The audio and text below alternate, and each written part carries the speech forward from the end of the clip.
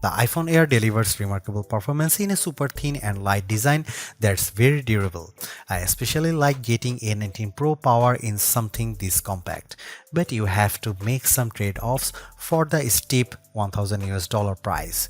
You get only a single rear camera, which means no telephoto zoom, ultra-wide or macro shots.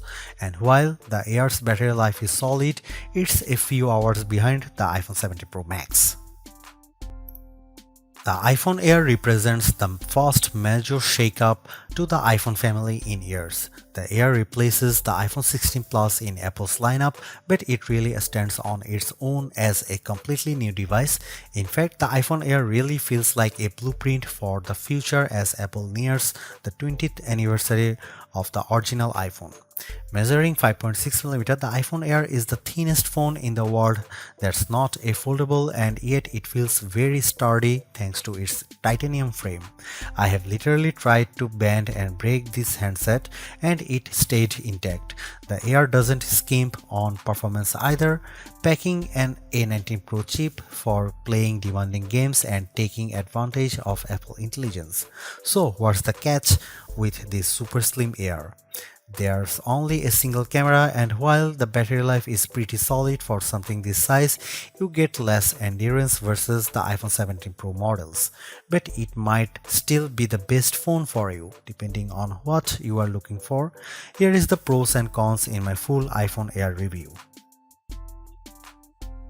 The iPhone Air starts at $1,000 for 256GB of storage. That's $100 more than the iPhone 16 Plus, but Apple is betting that you will be willing to pay a premium for a phone that's this slim and portable.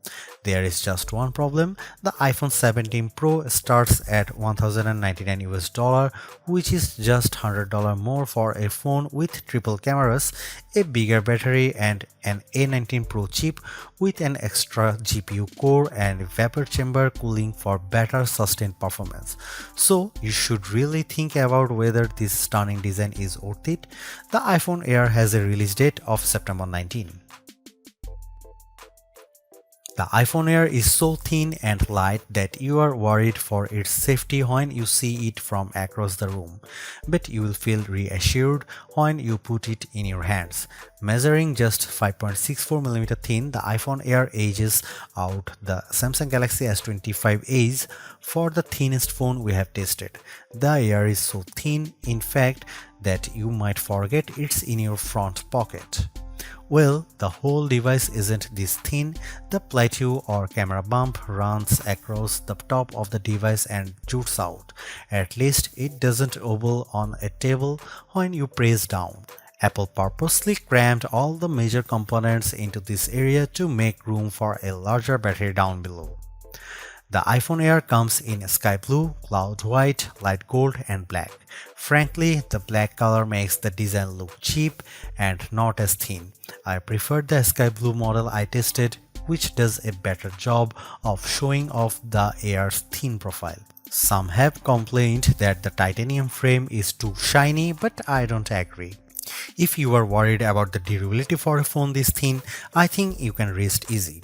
I saw a demo that simulated a band with 130 pounds of force, and the iPhone Air shrugged it off.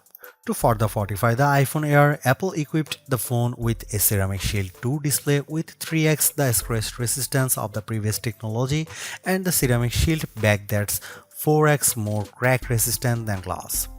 It is worth noting that the iPhone Air has a single speaker integrated into the earpieces compared to dual speakers for the iPhone 17 and 17 Pro series. During my testing, the Air's speakers got plenty loud when listening to Apple Music, but it did sound tiny at max volume. The iPhone Air features a single 48MP fusion camera with 2x optical quality zoom. No telephoto, no ultra-wide, but it is a pretty strong performer based on my testing. Just don't expect much more from the 10x digital zoom. The iPhone Air does bring some cool new camera features to the table that are also available on the iPhone 17, 17 Pro and 17 Pro Max. This includes an 18MP center stage front camera that leverages a square sensor to let you shoot landscape selfies without having to flip the phone in your hand. Here are some camera samples of the new iPhone Air.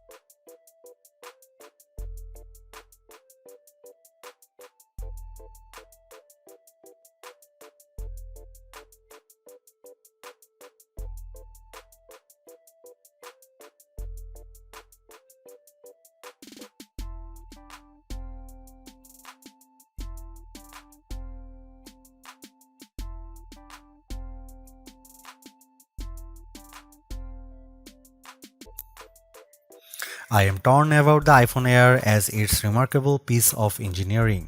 This design is amazingly thin and light, and Apple deserves serious credit for making it so durable. It feels so strong, I don't think I would bother with a case.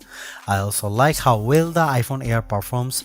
No, it doesn't have the graphics might or sustained performance of the iPhone 17 Pro or Pro Max, but it's faster than the Galaxy S25 Edge and remains fairly cool under pressure, and it offers better sustained performance than Samsung's Slim phone. However, I don't like the shoppers have to give up both an ultra-wide lens and telephoto zoom with the iPhone Air. At least Samsung gives you an ultra-wide camera that enables macro photography, but the iPhone Air's main 48 megapixel camera is very good overall. Apple left some other features on the cutting room floor as well, as such as fast charging and cinematic mode for video, so in sometimes the Air feels more like an iPhone Lite.